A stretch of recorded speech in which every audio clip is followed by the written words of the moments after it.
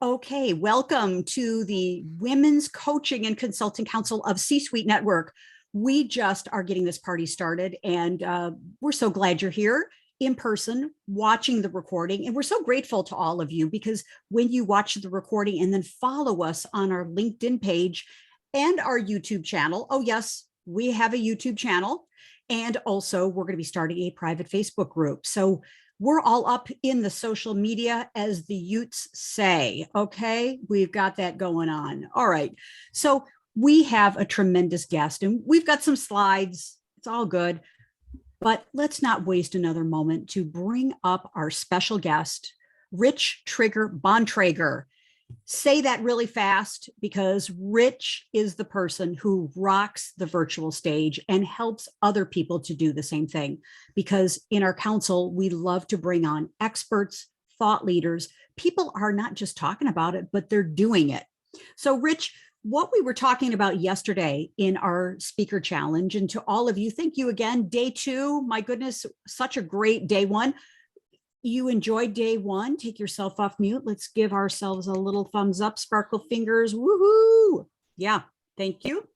We talked about what it is to speak to serve and how speaking to serve is all about serving yourself, serving your business, your career, serving your message, serving the world, and serving a platform that you're creating. Because Rich, I know as we bring you up, it's all about creating a platform in which to stand on and be able to see the world and have the world see you.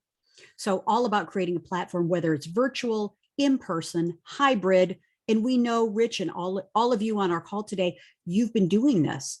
But the theme today is all about what's hot now in the way of topics, in the way of themes.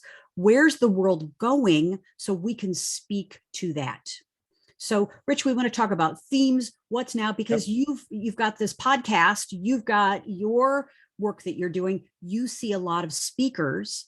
So let's come up to the stage. I want to highlight and spotlight you and give us some ideas and some thoughts about what's working now in the world of speaking. Well, what are you seeing number one is, first of all, thank you, Kathleen, for having me here. It's great to be invited. I guess the rumor is I'm the first guy.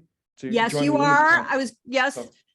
The first guy, man, powerhouse, male species, all these things. Yes, you are the first. So I did my hair really special for you guys today, just climb up, just for the ladies in the house here. Thank you. The thing that's really number one when it comes to the topics is this is now a stage for any company, for any business leader. You have to now think about your stage. You may be a fireman, you may be a mayor, you may be an entrepreneur, you may be a school teacher. You now have a stage. So everything you do now has to be thought of my stage, how to elevate it, promote it, own it, rock it, present on it. And that's now a new mindset. First of all, that's a new topic and a new trend because everyone just did their own thing in their own industries. There is no longer an industry without a virtual stage, without a camera, without a microphone. So I coach and teach presentation media skills because you have to learn how to do this because this is your stage. Consumer confidence is a factor now. That's a topic in itself. If you look at your business, you look at your leadership, consumer confidence now hangs on how you show up here in these tiny little cubes virtually. If you do not show up well, they don't buy. They don't call you back. They won't click on your lead funnels. They go to your website. So you have to learn how to do that. That's probably the number one topic right now is the mental shift, the perspective shift of I'm not just a CEO, I'm now a media individual who happens to be a CEO and has to lead people back to my company. If I have to do it on my stage, what does that mean? Does that make sense, Kathleen? Rich, fantastic. And, for all of us as coaches, consultants, thought leaders, trusted advisors, no matter what our title is, I'd love to engage in a conversation about how you here, Karen Ann, Deb, Josie, how you're using your platform and your messages that are really resonating. Would love to get into a conversation about that. And Rich, your background, tell us more about your background because I've got 30 years of broadcast, TV, media, 30 years of all I know is a microphone and a camera or sports arena. I've been in media all my life, all my adult life. So with that, I have learned and I've seen the trends changing. I launched a YouTube channel to begin to get more of my own material off besides doing other people's materials. So the wave was going more virtual, and it just happened the pandemic accelerated everything. And that was the thing that came out of the pandemic was there's no longer waiting to get on camera. There's no longer waiting to launch your YouTube channel. There's no longer waiting. You need to get on camera, and you need to do it now. Now, we all learned very quickly, it's not as easy as you thought it was. So that's where I coach and help leaders understand your brand, your persona. You are now a media personality. So what does that mean? Because you're not going to give up your business, but you do have to learn new skills. I've got 30 years. I know this inside and out. You do not. So when you flub it, you blow it, things go wrong, you're not to blame. You just don't have the repetition, the practice, lighting, microphones, staging, body language, mannerisms, hands in the pocket, stiff and nervous, all these things. That's what I coach and help, because you literally have to come alive now for anything you do with your brand, for your company, and you have to own it yourself. No one else can own this space. Yeah. You are now the brand voice. Compare it to Colonel Sanders. Colonel Sanders back in the original Colonel Sanders, not the fake ones I have now, but the original Colonel Sanders, you knew the voice, you knew the hat, you knew the mustache, you knew, and he could talk about chicken like nobody else, and they bought it. Partly because it was good, but partly because it's the Colonel. Yeah. We now have to figure that out through our brands ourselves. How do we do that? And that's all part of rocking the stage.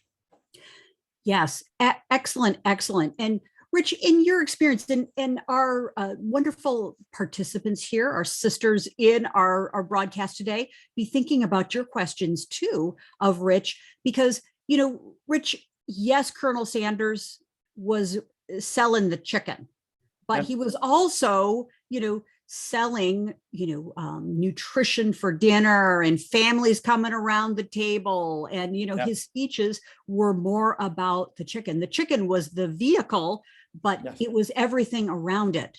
Yeah. Yep.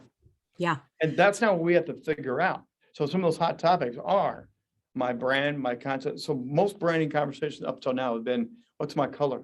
What's my font? What's my logo? And so that's been the branding conversation. But now the branding is, how do I show up to represent my brand, my widget, my toy, my opportunity? The brand colors are still going to be there, but really you have now taken over as the brand. You don't have to dress up like Colonel Sanders, but you do have to become the new Steve Jobs. You have to become the new Walt Disney for your brand to be sold, and for your career and your business to be taken seriously. Yes, thank you. And what do you also see the messages that are resonating with people, because you're doing things multiple times a week, you're on other people's broadcasts, you have your own broadcasts. What are the messages, you know, the transformational messages that are really buzzing right now that you see people like lean in? Probably the biggest one right now, especially in the C-suite, especially in the leadership realm, is people have enjoyed more family time, more flexibility. The commute is gone. They can now walk their dog and not worry about things. All of a sudden, the big question I'm hearing in the trends is, what's the holistic life going to look like going forward? Wow. We're not going to go back to 9 to 5. We're not going to go back to the grind. No one's going to go back to that ever again. So one of the biggest topic is, how can I help you share how I've embraced it and how I've transformed my business, my life more holistically and healthily? That conversation on camera and through your branding, through your marketing is a huge one right now, because everyone's asking me, I get this every day in the C-suite, is it okay for me to think about my family first now? Wow. And my answer is, we probably should have always thought about our family first. Maybe we're in a healthier place, but now we are doing this holistic thing.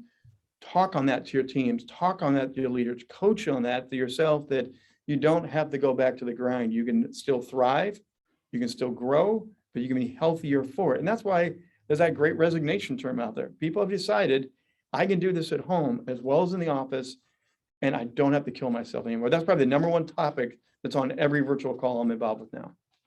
Isn't that something? And so what I'm hearing you say is, it's whole life living. It's living from our hearts, our souls, having our mission and our purpose be a reflection of who we are as people and our values. And, you know, it seems so fundamental, but yet it's hot, is what you're saying.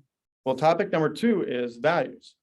Everyone's talked about mission and vision for years and years. As executive entrepreneurs, we've talked about, here's the mission, go do this. Here's the way we're going to do this. Values is a bigger topic now than ever before. And I've coached this for years. People have not always liked me.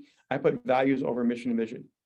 I don't think you can build mission and vision without first explaining, here's my values. We're going to be respectful. We're going to be creative. We're going to have fun at work. You have to explain your values so they know the playground that they get to play in. Then you tell them, here's the mission. Here's the vision. Too many companies have left it out. Now people are asking the value question. They're asking to the CEO, to the founders, what do we value? Because I'm not coming back to a 9-to-5 boring job. Right. My family has got to be a part of this DNA culture. We now have to show the value for healthier life to get what we want. So companies have to start stressing and put them on their board, put them on the entry of the lobby, put them on their websites. These are our values. And it also helps you, Kathleen, when it comes to discipline, tough conversations.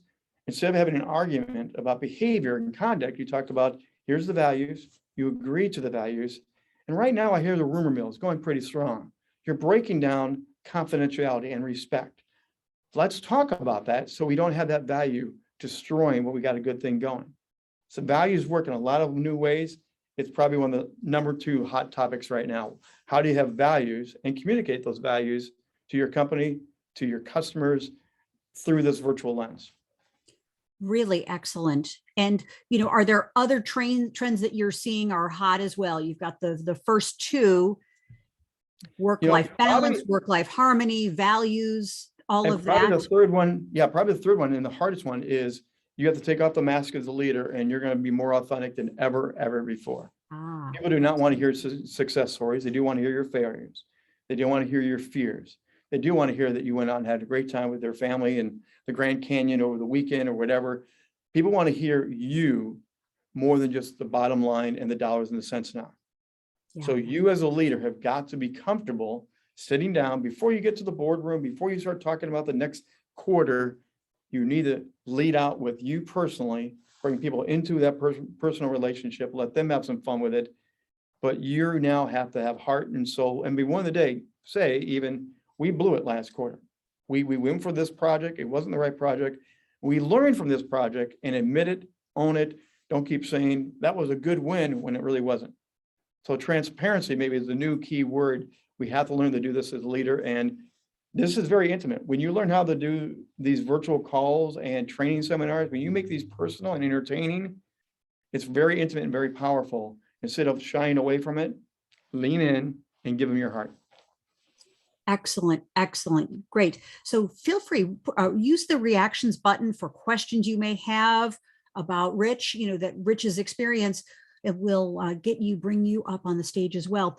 Rich, curious question, a message of what I'm hearing you say and something that's loud and clear is transparency, authenticity, and a story of transformation, what we learned along the way and how you can learn from this too. You don't have to step in the same pothole as I did, lessons learned. And, how do you see messages of transformation using perhaps humor, using this transparency that you're saying? How are those types of strategies, if you will, how are they resonating with people? That's a great question because storytelling is probably one of the other main topics. Instead of just talking about the dollars and cents, the profit loss, you have to be a storyteller. You have to tell the story of how you reach for that, got that. We found the trend going this way, we thought it was going this way. You have to storytell. You have to tell the stories of success of our customer. Susie was so excited about this, and Susie came back and bought 5 dozen more because she was so excited. Where the other thing we thought Susie was going to buy, she didn't buy it, but she loved this. And we learned from Susie, you need to tell the customer journey, the company journey. You need to talk about this in story. So heart, mind, emotions, laughter, tears, fear. You need to find a way to start telling stories through the camera lens and to your teams, because story has always been the number one way of communication. Goes all the way back to the Bible, goes all the way back to ancient times. The number one way we've always communicated has been through narrative. The executive suite is finally figuring out stories work. And this works really well if you do have a YouTube channel. If you do have a LinkedIn Live, you do. Don't just give your spiel of hire me, fire me, do this. give them a story, take them on a journey with you. Mm, And that's why they really want to know more about you and your company. Before they want to know the company, they want to know the story. They want to capture the vision. They want to capture the value. But storytelling has got to be woven into. So that is vital to success now. really great. Wow. And if you are, we know you're enjoying this so much, watching the broadcast, the rebroadcast in person, give us a little love in the chat, put a little reactions button in the screen. We want to get you engaged. And of course, you have your curious questions for Rich about, yes, thank you. Curious questions about, what's hot now, what's working now. And also, Rich, I'd like to jump in and ask too, what's not working? What is it that we should be avoiding when we speak to serve? What's not working? Long, boring meetings do not work, and they never worked. 2-hour board meetings. How many of us went through 2-hour board meetings and they went on and on and on, and the executive had a monotone voice, they flipped charts, the PowerPoints that went on line by line by line by line. We've all been there, done that. No one wants to ever go through that again. So smaller is better. One of the new trends, and I coach this, is think of your training sessions, your board meetings in episodes. Half hour, 45 minutes. And at the end of it, you do like they did on TV. They leave you with a cliffhanger. You leave them with a homework assignment. And you do one on Monday for 45 minutes. Keep it entertaining, keep it interactive, use breakout rooms, do these different things during the 45 minutes and say, we're going to come back Wednesday. Here's your assignment for the day, or I'm leaving with you this question. You have to noodle on this, come back Wednesday to answer the question.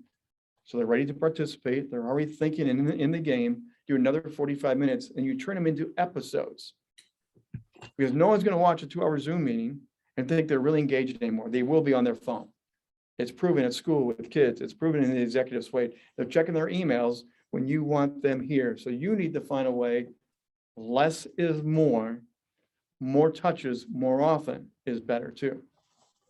Really brilliant, really brilliant. And we're going to use your tip and your suggestion in today's broadcast, Rich, because we're going to go now to some questions that you may have specifically about your message.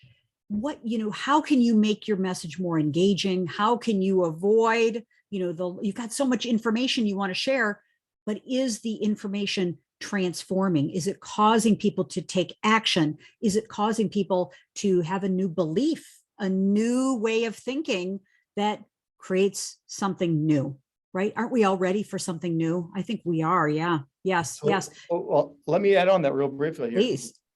We've all been shooting for the head as leaders, stats, sales, marketing. We've run the head. We really want to get to the heart. Yeah.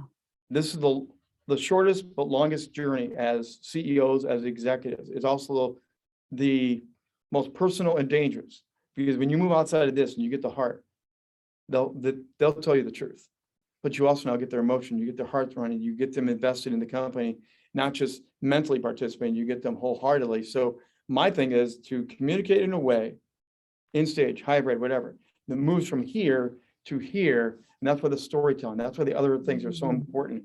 You want their hearts pumping with you in the game. So break the numbers game, break from just being stat driven, information driven, to heart driven in everything you do now. Really great. Really, really great. Yes. And, let's take Deb's question, then come back, Rich, to, how stories work and what else can we do, to engage our clients, engage our prospects, and engage our audiences, that head to heart route. Yeah. Yep. Yes. Thank you. Yeah. Deb, please jump in. Deb Creer. Oh my gosh. I know, you know me. I'm Esteemed always faculty raising my hand. member, women's coaching and consulting. Awesome woman. This is wonderful. And I love this. I've been a speaker for however many years, and the thought of actually going back in person scares the bejesus out of me. I would have to wear a mask. I mean, that's the thing. I mean, I'm one of them delicate people. And so I love the fact that we can do this virtually, but, and this, without any, I'm going to cue you right up for the next subject that Kathleen was just talking about, because what's hard for me is speaking on Zoom. You're not feeling the crowd. You're Mm. not, and right, because as speakers, we build on that. And for me to not have that, it really is, I keep wanting to say, hello, anybody paying any attention to me, especially if you get more than like 4 or 5 people. So how in the heck are we going to deal with this? Really great question. I love it. You drop a quarter in, you're gonna get it all now. We'll Number one, upgrade you stand to 50 cents. How's that? I love it. I just got upgraded. Stand up, present like I am.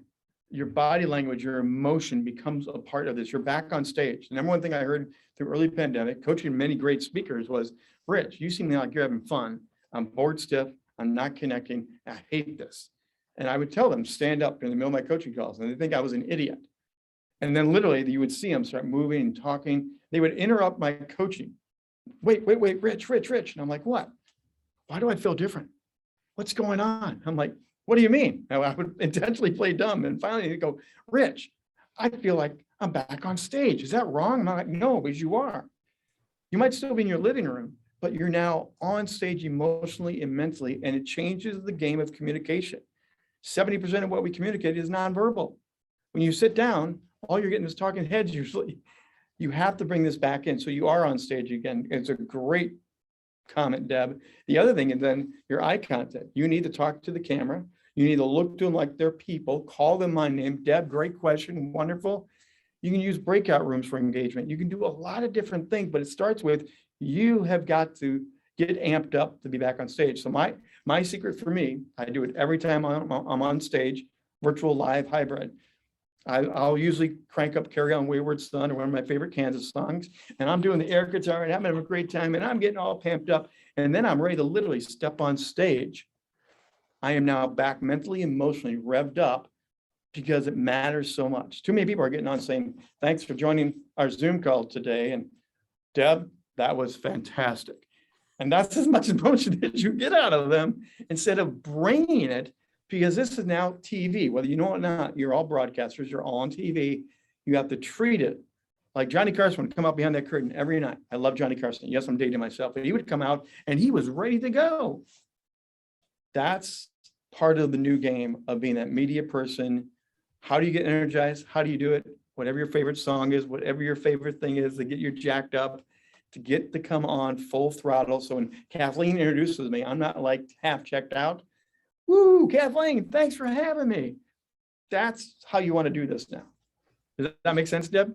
That does, which means I need to redo my office so that I can stand or at least perch or something, because it never occurred to me to treat it exactly like I would in person. And now, right. So now ask yourself, why didn't you think that way? Because tradition has us sitting down in our chairs, just being the talking head. So that's how I do my show every night. Tonight I'll be doing my show Wednesday night. I'm standing, coaching, modeling how to come alive on virtual events, hybrid, solo events, whatever you're doing. This now is how you need to come alive. Great question. Thanks, Deb.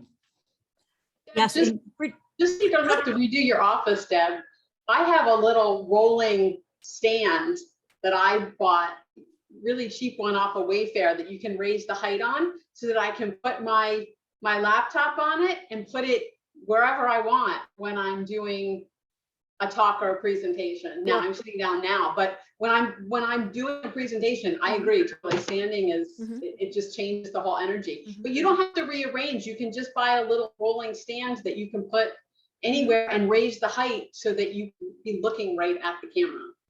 I love that. Thank you. Great. I've got a raising desk. The other thing, normally I have a green screen, so I have a virtual screen. I can put anything on the screen I want. I need the illusion of I'm back on stage. So the environment to me communicates. So Deb, I know you got some things in the background. You've set it up as it speaks about the personality of you. That's great. Right, it's set up more for my podcast. Right. But now do the same thing when you present, when you coach. Okay. So your brand is seen. If you have a book, always have the book on camera. You're now communicating, again, 70% nonverbal. They automatically are hearing, seeing. Plus for me, I have like multiple sets designed for virtual. So I can do something serious, comedy. I have different sets that communicate. If I'm with the C-suite right now, if I'm working for Rock the Stage Media, if I'm helping out some other venture, I'll do one for them. it helps me be in the moment and communicate all the time what I'm talking about. Perfect. I love it. Thank you. Excellent, excellent. Yes. So Rich, as we kind of wind down here a little bit, just curious, what, you mentioned us all stepping into being our own media companies and having these assets, podcasts and speaking and video and audio and books and all kinds of things. How do you then coach and guide and mentor? You talked about CEOs that are transitioning from perhaps the C-suite into their own gig, so to speak. What are you finding? What's working for them, and what should we adopt, of course, as coaches, consultants, trusted advisors as well? Yeah, some of the tips I give you are some of the most common tips. I'll give them in the early stages. I actually then work on them, their personality. I also work with that storytelling. Everyone's got their own techniques for storytelling. Often the other thing is, because most of us are sitting down again, most of us do talk with our hands. Learning to be on camera, being comfortable with doing it, because you see yourself, that red or green light goes on, you're like, what do I do with these things? All of a sudden they feel weird on camera. So I coach them on how to do it, because there's this thing called chicken arms in how I coach. That instead of having your hands be way out here, you have to bring everything into camera frame and talk and communicate and do this. So it's a new physicality of being comfortable with yourself, and you have to get comfortable with hearing your own voice and seeing yourself on camera.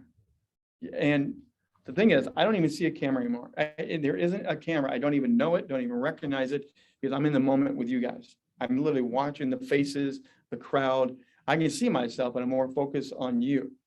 When you can make the camera that disappear and get so comfortable that you just bring the best you have to bring, you rock your stage, that's what I ultimately want to coach you to. And there's a lot of personality, stage tricks, lighting tricks, different things to help you get there, Kathleen. Rich, awesome. And really, isn't that the definition? Our theme this whole week about Speak to Serve is serving our audience. What do they need from us? What do they need to hear from us, experience from us? And then what do they need to do as a next step to own it, whatever that will be? So, Rich, as we complete here, what's your definition of Speak to Serve? My Speak to Serve, I've always had a servant heart, is I want to help people shine. Whether I'm doing a book launch party, whether I'm having guests on my Rock the Stage show, or whether I'm working with you, your private company, I'm not the feature. You are the feature. And my goal is to give you every tool you can so you can shine, communicate, own it, and people will say, I want to know more. I want to buy more. That's a trusted value individual. My goal is make you shine so big, they have to pay attention to what you're saying, to what you're communicating. Outstanding, outstanding. So let's take ourselves off mute and let's give Rich Bontrager a fabulous round of applause. Thank you. Woo-hoo. Thank you. Yeah, thank you so much. Yes. So as we complete our day 2 of our Women's Coaching and Consulting Council Speak to Serve Speaker Success Challenge, try that 50 times and then you'll get it just very, very quickly. It's a tongue twister. Yes, exactly. Tomorrow, we're going to talk about specifics about your message and what are some best practices about how to nail that headline, that tagline, that invitation, the whole theme, and how you can title it and work on your talk so that it's something that's hot, interesting, appealing, perhaps challenging, and it gets people to attend. So with that, love to go around the room very quickly. Your biggest takeaway from our time today with Rich. There was so much here. I can't wait to watch the rebroadcast. Yeah. Please take yourself off mute and a top takeaway. Treat it like you would if it's a real, in-person presentation. Thank you. Thank you. Yes. Thank you. Yeah. My takeaway was do it standing. Right on, girl. Thank you. That's right. Excellent. Yep. Bring your energy. That's it.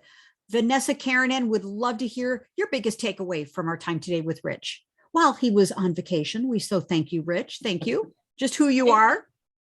Thank you, Rich. It was great. My biggest takeaway was really, I don't know, I think your topics, talking about values, I think values and the storytelling piece of it probably were my 2 biggest takeaways. But thank you. Great. Excellent. Excellent. Yeah. Thank you. Very good. Thanks, Josie. Glad you're here. Yes. So with that, thank you. Thank you. Thank you. Rich, you are a treasure to us. You're a Well, gem thanks for to letting me us. be here. Oh my gosh. So thrilled. And what a rich event we had today featuring Rich Bontrager, Trigger as he's often known. And with that, take some action today. That's our call to action is take some action, noodle around, start to think about some new topics for you. And tomorrow we're going to delve into some more specifics. But today was just about let's get out there. Let's bring our energy, our message. Let's speak to serve and let's get in action this week. So with that, lots of love to each of you. Can't wait to see you soon. Tomorrow, day 3, going to be very powerful. Come join us. Thanks again, everybody. Have an awesome day. Speak to serve. Thanks. Bye-bye.